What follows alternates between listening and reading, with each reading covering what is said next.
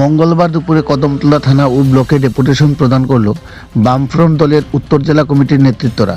মূলত বাম কর্মীদের আগরতলা রাজ্য সম্মেলনে যেতে বাধা দেওয়ার সুবিচার ও রেগার বকেয়া মজুরি সহ সরকারি গণ নিয়ে বঞ্চনার প্রতিবাদে বিভিন্ন দাবি নিয়ে অনুষ্ঠিত হয় পৃথক দুটি ডেপুটেশন। প্রসঙ্গত উল্লেখ্য, গত 29 জানুয়ারি আগরতলা ওরিয়েন চৌমুহনীতে অনুষ্ঠিত হওয়া বামফ্রন্টের রাজ্য সম্মেলনের প্রকাশ্য সমাবেশে যোগ দিতে কদমতলা কর্তৃ বিধানসভা থেকে দলীয় কর্মী সমর্থকের আগরতলা যাওয়ার উদ্দেশ্যে ধর্মনগর রেল স্টেশনে যাওয়ার পথে ওই দিন ভোরবেলা কদমতলা থানাধীন কদমতলা ধর্মনগর সড়কের নতুন বাজার এলাকায় একদল দুষ্কৃতিকারীরা কদমতলা কর্তৃ বিধানসভার বিধায়ক ইসলাম উদ্দিনের গাড়ি সহ বামফ্রন্ট দলের কর্মী সমর্থকদের গাড়ি আটক করে বেঘাত ঘটায় বলে অভিযোগ। এরই প্রতিবাদে বামফ্রন্টের জেলা কমিটির পক্ষ থেকে মঙ্গলবার দুপুর 12টা নাগাদ মিছিল সহযোগে প্রথমে কদমতলা থানার সামনে এসে থানা ঘেরাও করে বিক্ষোভ প্রদর্শন করা হয়। পরবর্তীতে কদমতলা থানার ওসি জয়ন্ত দেবনাথের নিকট ঘটনার সুবিচার চেয়ে প্রতিনিধিমূলক এক ডেপুটেশন প্রদান করা হয়। অপরদিকে এদিন দুপুর 1টা নাগাদ 8 দফা দাবির ভিত্তিতে বামফ্রন্টের পক্ষ থেকে কদমতলা আরডি ব্লকের বিডিও সঞ্জীব দেবনাথের নিকট এক গণ ডেপুটেশন প্রদান করা হয়। 8 দফা দাবি দেওয়াগুলির মধ্যে উল্লেখযোগ্য দাবি হলো রেগায় বকেয়া মজুরি প্রদান করা, সরকারি ঘরের সার্ভে একতরফা না করে ব্লকে জমা করা নামের তালিকা পঞ্চায়েতের নোটিশ বোর্ডে লাগানো, যারা এখনও সরকারি ঘরের দরখাস্ত জমা দেননি তাদের এককালীন পঞ্চায়েতে জমার ব্যবস্থা করা ইত্যাদি। এদিনের পৃথক দুটি ডেপুটেশন উপস্থিত ছিলেন বামফ্রন্ট দলের জেলা কমিটির সম্পাদক অমিতাভ দত্ত, বিধায়ক ইসলাম উদ্দিন, বামফ্রন্ট নেতা রতন রায় সহ প্রমুখরা। কদমতলা প্রতিনিধি রিপোর্ট, শ্যামলী ত্রিপুরা। সিপিআইএম ধর্মনগর মহকুমা কমিটির সিদ্ধান্ত অনুযায়ী রাজ্যে গণতন্ত্র বিপন্ন, সংবিধান পদদলিত, নাগরিক অধিকার নেই, আইনের শাসন সম্পূর্ণ ভেঙে পড়েছে।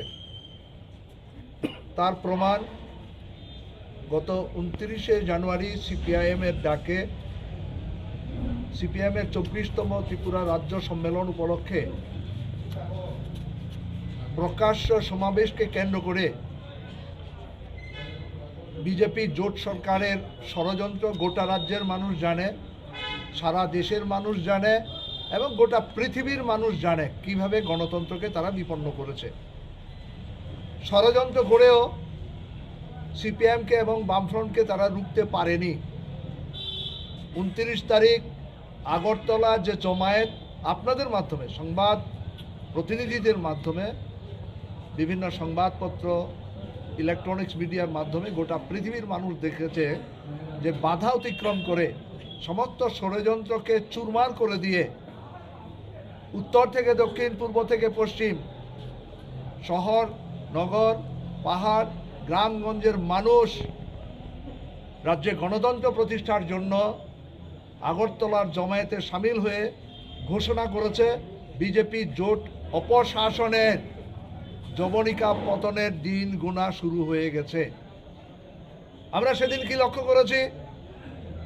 আপনারা সংবাদ প্রতিনিধিরা বলুন তো, গোটা দেশে বা আন্তর্জাতিক ক্ষেত্রে, আমাদের রাজ্যের ক্ষেত্রে কখনো শুনেছেন একটা নির্বাচন কমিশন কর্তৃক স্বীকৃত রাজনৈতিক দলের রাজনৈতিক কর্মসূচি সেদিন ভোর 4টা থেকে সকাল 8টা পর্যন্ত যান চলাচল বন্ধ থাকবে? রাজনৈতিক সংস্কৃতি, এটা কোনো রাজনৈতিক দলের একটা সংস্কৃতি হতে পারে? রাজনৈতিক কর্মসূচি হতে পারে? আমরা দেখলাম বিশেষ করে কুর্তি কদমতলা এলাকা থেকে তার যে 52টা বুথ রয়েছে, বুথ এলাকা থেকে সব অংশের মানুষ সংগঠিতভাবে ছোট গাড়ি, মাঝারি গাড়ি, অটো, ই রিক্সা নিয়ে তারা ধর্মনগর স্টেশন অভিমুখে যাত্রা শুরু করেছিলেন। কারণ 5:40-এ ধর্মনগর আগরতলা প্যাসেঞ্জার ট্রেনে করে তারা আগরতলা যাবেন, নতুন ইতিহাস তৈরি করবেন। ভোর 4টা থেকেই এই নতুন বাজার পথ অবরোধ হলো। বিজেপির সমাজ বিরোধী, জনগণের দুশ্মন এরা, জনগণের সাথে এদের কোনো সম্পর্ক নেই।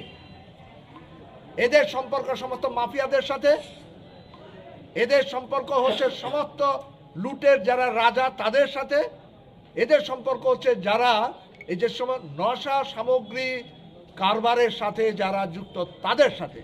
জড়ো করলেন তাদেরকে, রাস্তা অবরোধ করলেন। আমাদের পার্টির রাজ্য কমিটির সদস্য, আমাদের কুর্তি কদমতলা বিধানসভা কেন্দ্রের জনপ্রিয় বিধায়ক ইসলাম উদ্দিন যাবেন সেই কর্মসূচিতে। তিনি সম্মেলনের একজন নির্বাচিত প্রতিনিধি, তার গাড়ি আটক করা হলো, হুমকি দেওয়া হলো, ফিরে না গেলে তাকে প্রাণনাশ করা হবে। শুধু তিনি না, তার বাড়ি ঘর পরিবার পরিজন কেউ রেহাই পাবে না। বলপূর্বক তার গাড়ির চাবি কেড়ে নেওয়ার চেষ্টা হলো। আমাদের সাথী কমরেডরা যখন প্রতিরোধে এগিয়ে এলেন, বিভিন্ন বুথ থেকে যখন সে সময় আমাদের পার্টির নেতা কর্মীরা আগরতলার উদ্দেশ্যে রওনা দিয়ে সেই রাস্তা দিয়ে যাচ্ছিলেন, তারা এই পরিস্থিতি দেখে যখন গাড়ি থেকে নামলেন, দুর্বৃত্তরা পালিয়ে গেলেন। যাওয়ার সময় হুমকি দিয়ে গেলেন। সবার মুখ তাদের চেনা আছে, সবার ছবি তাদের ভিডিওতে ধরা আছে, কেউ রেহাই পাবে না।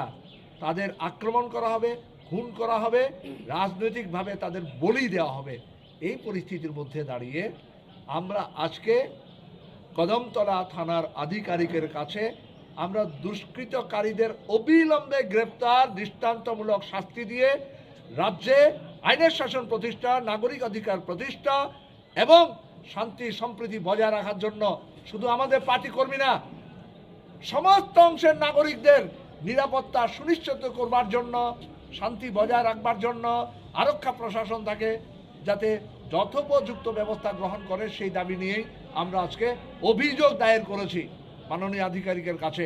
আমরা বিশ্বাস করি এই অভিযোগ মূলে অপরাধীদের বিরুদ্ধে তদন্ত হবে, দৃষ্টান্তমূলক শাস্তি হবে। এই জন্যই আমাদের এই কর্মসূচি। এই কর্মসূচিতে যারা সামিল হয়েছে আপনারা দেখছেন,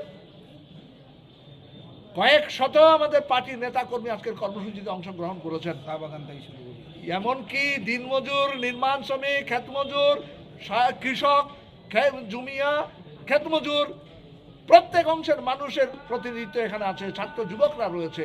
আমরা সকলকে পার্টি ত্রিপুরা রাজ্য কমিটির পক্ষ থেকে সংগ্রামী অভিনন্দন জ্ঞাপন করছি।